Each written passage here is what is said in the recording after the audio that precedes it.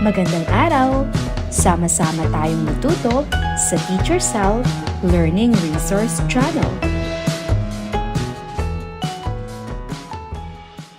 Revised K-12 Curriculum, GMRC 5, Quarter 1, Week 8. Ang ating paksa ay mga banta sa pamilyang Pilipino sa paghubog ng pananampalataya.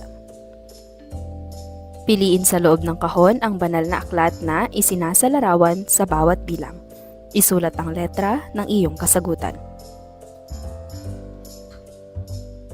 Narito ang mga pagpipilian: Quran, Tanak, Vedas, Biblia.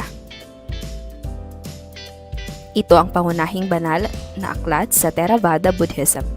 Binubuo ito ng tatlong bahagi: Vinaya Pitaka, mga alituntunin sa monastiko; Sutta Pitaka, mga sinasabi ni Buddha; at Abhidhamma Pitaka, mga theoretical na pagsasalarawan. Pangalawa, ito ay itinuturing na pinakabanal na aklat sa Islam. Ito ay binubuo ng mga salita na itinuturing na ipinahayag mula kay Propeta Muhammad, mula kay Allah. Pangatlo, ito ay isa sa mga pinakamahalagang teksto sa Hinduismo. Ito ay bahagi ng epikong Mahabharata at naglalaman ng mga turo ni Krishna kay Arjuna. Ito ay binubuo ng lumang tipan at bagong tipan. Sa lumang tipan, matatagpuan ang mga sinaunang katuruan at mga kwento ng mga propeta. Sa bagong tipan naman, mababasa ang mga salita at mga gawa ni Hesukristo at ng mga unang Kristiyano. Ito ang banal na kasulatan sa Judaismo na binubuo ng tatlong bahagi: Torah, mga katuruan at kwento ng panimula; Nevi'im, mga aklat ng mga propeta; at Ketuvim, mga aklat tulad ng awit, mga kawikaan, at iba pa. Narito ang mga tamang sagot.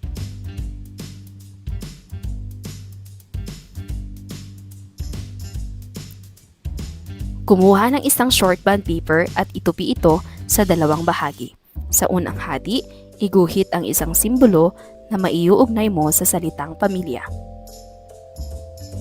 Sa ikalawang hati naman, iguhit ang isang simbolo na maiuugnay mo sa salitang pananampalataya.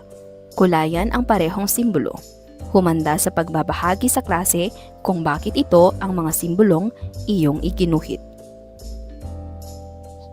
Paano mo mailalarawan ang gawain? Ano-ano ang iyong mga naging batayan sa pagguhit ng mga simbolo na maiuugnay mo sa salitang pamilya, pananampalataya? Kung iuugnay mo ang dalawang salita, anong isang kaisipan ang iyong mabubuo? Ang pananampalataya ng pamilyang Pilipino ay may malalim na ugnayan sa kulturang Pilipino at sa impluwensya ng Kristyanismo, na siyang pangunahing relihiyon sa bansa. Ang karamihan ng mga pamilyang Pilipino ay Katoliko, ngunit mayroon ding mga Muslim, Protestante at iba pang sekta. Sa pamilyang Pilipino, ang pananampalataya ay mahalaga at itinuturing na pundasyon ng kanilang buhay. Ito ang nagbibigay ng gabay sa kanilang mga gawi, kaugalian at pag-uugali. Ang mga araw ng pista at Pasko sa mga Katoliko, Ramadan sa mga Muslim, pagdalo sa simbahan at pagdarasal bilang isang pamilya ay bahagi ng pagpapahayag ng pananampalataya at masiglang kultura. Malimit ding ipinapakita ng mga pamilyang Pilipino ang pagmamahal at pag-aalaga sa isa't isa sa pamamagitan ng pagtutulungan, pagbibigayan at pagdarasal sa kaligtasan ng bawat kasapi ng pamilya. Ang pagpapahalaga sa pamilya at pagiging malapit sa bawat isa ay malaking bahagi ng kanilang pananampalataya at pagkakakilanlan bilang isang lipunan. I-decode ang sumusunod na mga salita na matatalakay sa pagpapatuloy ng aralin. Gamiting gabay ang katumbas na bilang ng bawat letra. Para sa unang bilang, ito ay isang proseso ng pagsasama-sama at pag-uugnay ng mga ekonomiya, kultura at lipunan sa buong mundo. Mahusay, ito ay globalisasyon. Ito ay ang proseso ng pag-unlad ng isang bansa upang makasabay sa pagbabagong teknolohikal at ekonomikal. Mahusay, ito ay modernisasyon. Ito ay ang proseso ng paglipat ng mga tao mula sa isang lugar patungo sa isa pa. Tama, ang tawag ay migrasyon. Ano ang masasabi mo ukol sa gawain? Naging madali ba para sa iyo ang pag-decode ng mga salita? Ano ang nakatulong sa iyo para maisagawa ito ng mabilis at mahusay? Para sa ikalawang araw, kaugnay na paksa bilang isa, ang pamilya at ang pananampalataya. Ayusin ang mga parirala upang mabuo ang tanyag o sikat na kasabihan tungkol sa pamilya at pananampalataya. Nang payapa, ang pamilyang ay namumuhay, nagdarasal, ng sama-sama at masaya. Narito ang kasagutan. Ang pamilyang nagdarasal ng sama-sama ay namumuhay ng payapa at masaya. Sa Ingles, salin, the family that prays together stays together. Ang pananampalataya sa pamilyang Pilipino ay parang isang gabay na nagtuturo sa atin ng tama at mali. Ito ay parang isang ilaw na nagpapaliwanag sa ating landas. Sa pamilyang Pilipino, mahalaga ang pananampalataya dahil ito ang nagtuturo ng pagmamahal sa Diyos at sa kapwa. Kapag may pananampalataya tayo, natututunan natin ang mga bagay tulad ng pagiging mabuti, may malasakit, at pagmamahal sa isa't isa. Ang pananampalataya ay hindi lamang tungkol sa pagdadasal at pagsisimba, kundi tungkol din sa pagtitiwala sa isa't isa at pagtutulungan sa panahon ng mga problema. Ito rin ang nagpapalakas sa ating pagkakaisa bilang isang pamilya. Kaya't kahit sa mga simpleng bagay tulad ng pagdarasal, bago kumain, pag-aalay ng pasasalamat, o pagtulong sa mga nangangailangan, ipinapakita natin ang ating pananampalataya bilang mga miyembro ng pamilyang Pilipino. Sa madaling salita, ang pananampalataya ay isang mahalagang bahagi ng ating buhay na nagsisilbing gabay tungo sa paggawa ng kabutihan at nagpapatibay sa ugnayan ng pamilya. Ito ang nagpapalakas ng ating loob sa panahon ng hirap at ginhawa. Nagpapatibay din ito ng pagmamahalan sa loob ng tahanan. Puna ng graphic organizer, isulat sa bawat haligi ng bahay ang mga maaaring maging bunga ng pagkakaroon ng pananampalataya sa Diyos ng bawat miyembro ng pamilya. Narito ang maaaring maging kasagutan. Nagkakaroon ng pagmamahalan at malasakit sa isa't isa. Natututong gumawa ng mabuti at tumulong sa kapwa. Lumalakas ang pagkakaisa at pagtutulungan ng pamilya. Nagkakaroon ng lakas ng loob sa panahon ng problema.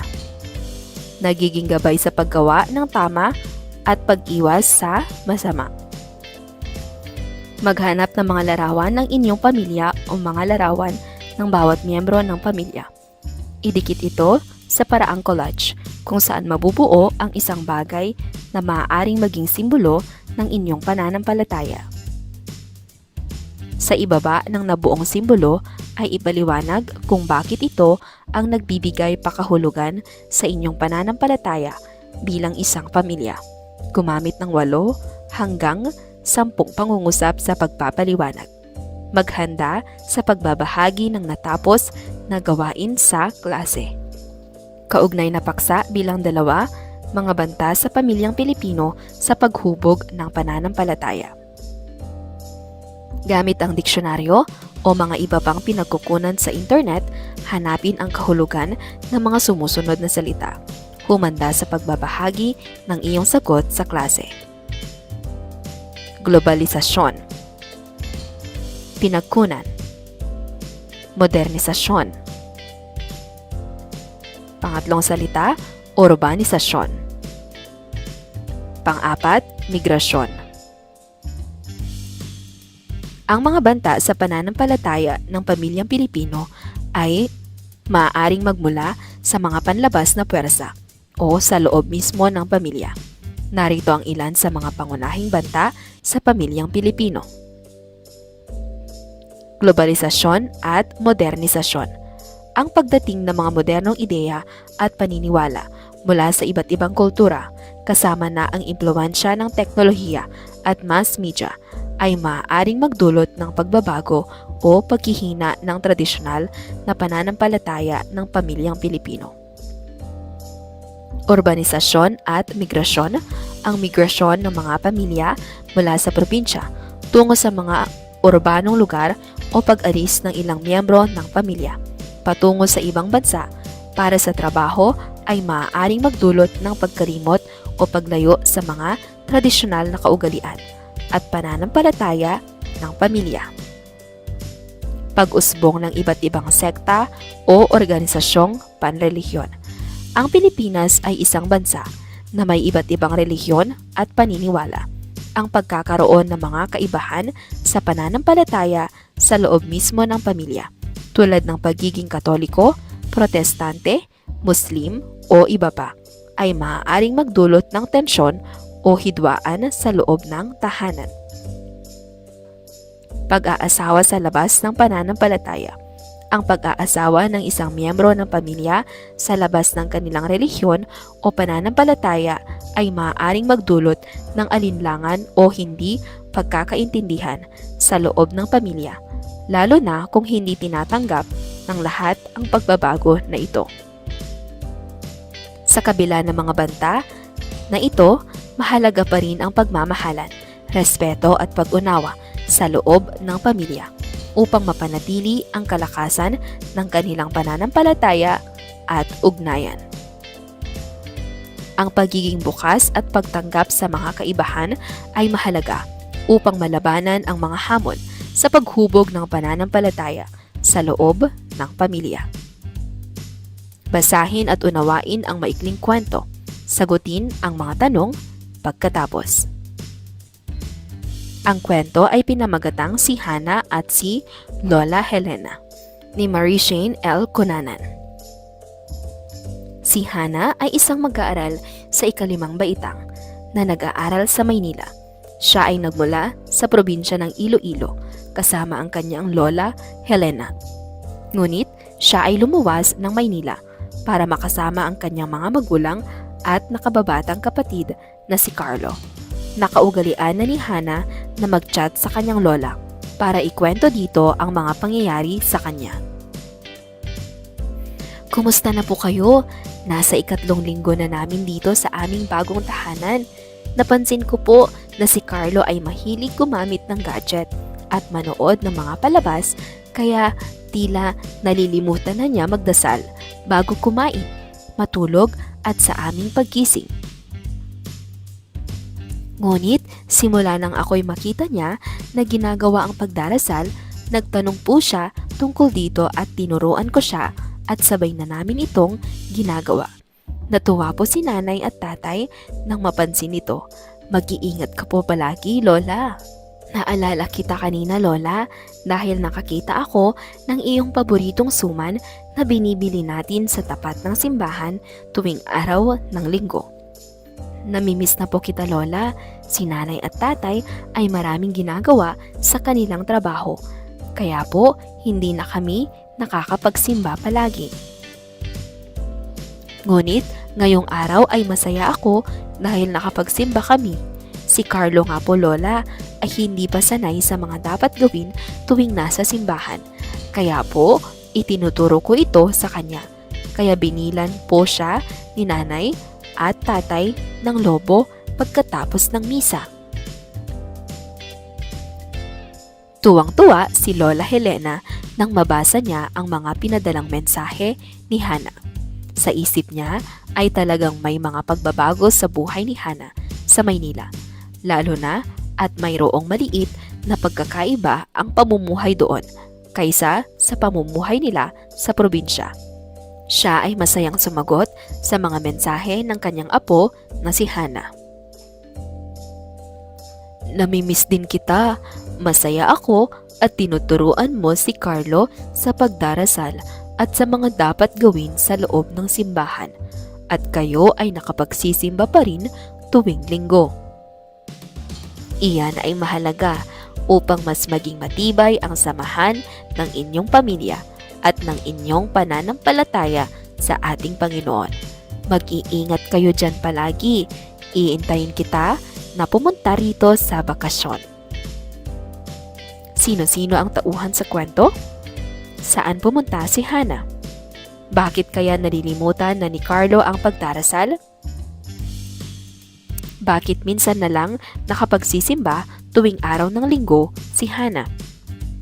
Sa iyong palagay, kung si Hannah ay lumaki sa Maynila na hindi kasama ang kanyang Lola Helena, siya ba ay magiging madasalin? Bakit? Sino sa mga tauhan ang maiuugnay mo sa iyong sarili? Bakit?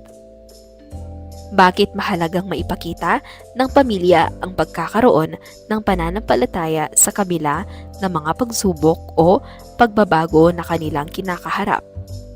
Pagnilayan ang larawan sa ibaba, isulat sa kahon ang mga suliranin o banta na maaaring makaapekto sa paghubog ng pananampalataya sa pamilya. Magtala ng 5 o higit pa.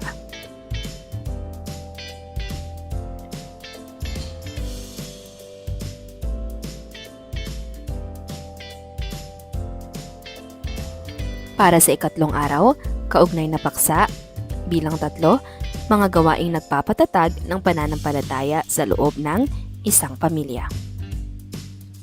Panoorin at suriin ang maikling video. Sagutin ang mga katanungan pagkatapos. Basta't magkakasama, kainang pamilya, mahalaga. May akda, Lucky Me, YouTube channel. Maikling paglalarawan ng video.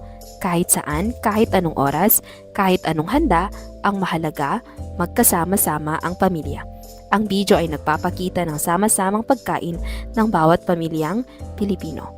Gaano man kalaki o kaliit ito, anumang uri ng pamilya mayroon. Narito ang link ng YouTube video.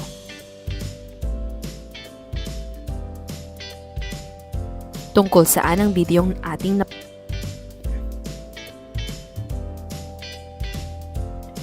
Tungkol saan ang videong ating pinanood? Aling bahagi ng video ang nakatawag? Aling bahagi ng video ang nakatawag ng iyong pansin? Bakit? Anong mga pagpapahalaga ang nais iparating ng video?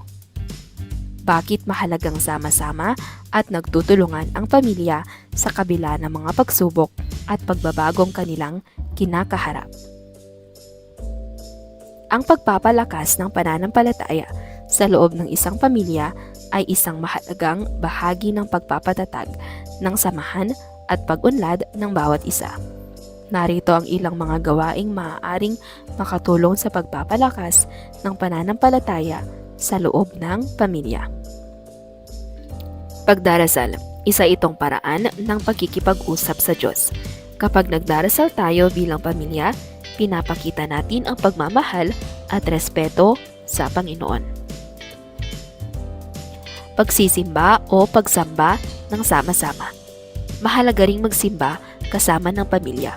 Dito natin naririnig ang mga aral ng Diyos at nakakapagdasal na kasama ang ibang mga tao. Pagbasa ng mga banal na aklat at babasahin. Ang banal na aklat ay puno ng mga kwento at aral na maaaring gabayan tayo sa tamang pag-uugali at pananampalataya. Magandang gawain ito na maaaring gawin kasama ang buong pamilya at mahalagang maituturo ng mga magulang o tagapangalaga sa mga nakakabatang kasapi ng pamilya ang kahulugan ng mga kwento at aral mula sa mga banal na aklat at ang kaugnayan nito sa totoong buhay. Magsisilbing gabay sa mga kasapi ng pamilya ang mga aral sa banal na aklat tungo sa pagiging isang mabuting tao. Pagtulong sa kapwa.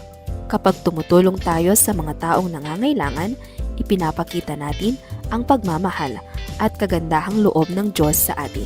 Ito ay isa ring paraan ng pagpapalakas ng ating pananampalataya.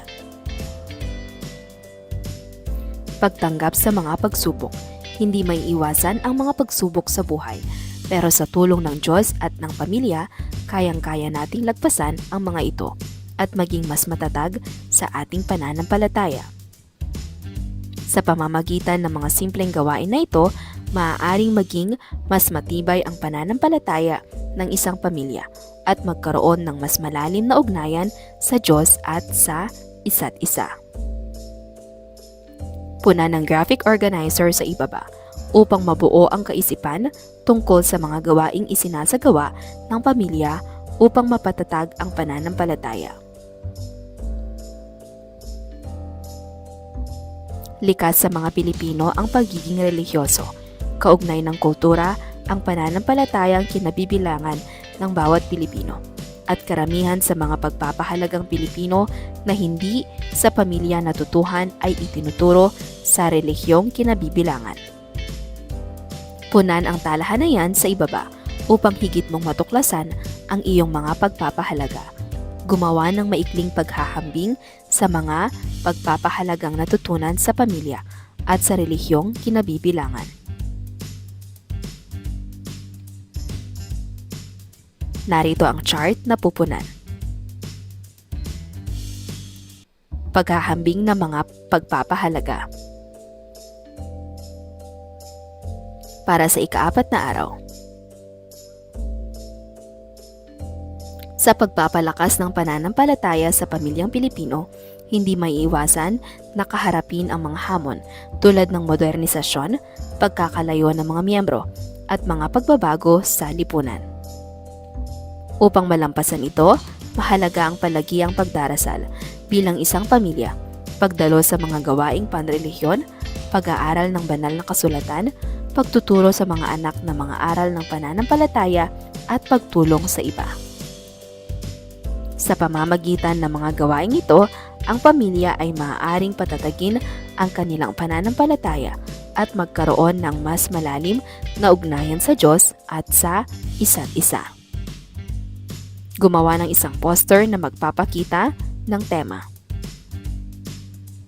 Ang pananampalataya ng pamilyang Pilipino, mga hamon at gawaing nagpapatatag nito. Basahin at suriin ang bawat pahayag. Isulat ang tisapat lang bago ang bawat bilang kung wasto ang isinasaad nito at M naman kung mali.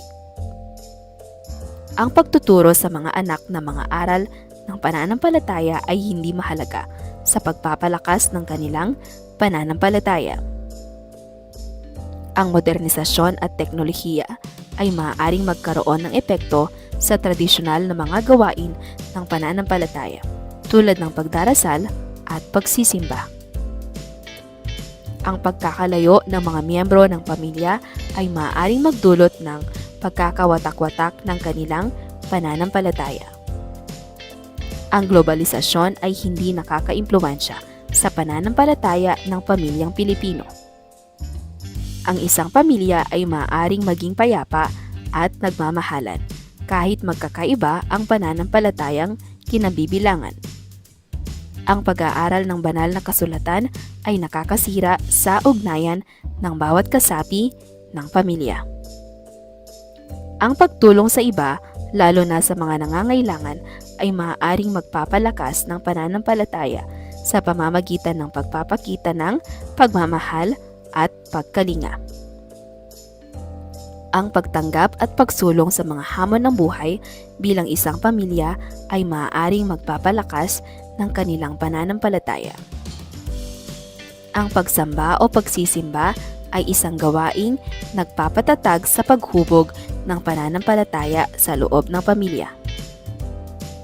Kapag nagdarasal tayo bilang pamilya, pinapakita natin ang pagmamahal at respeto sa Panginoon. Narito ang mga tamang sagot.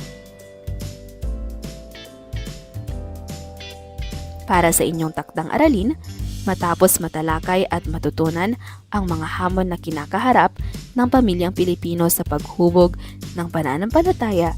Alin sa mga ito ang naranasan na ng inyong pamilya? Isalaysay ito pati na rin ang mga hakbang na inyong isinagawa upang malampasan ang mga ito. Gumamit ng 10 hanggang 15 pangungusap sa iyong sanaysay.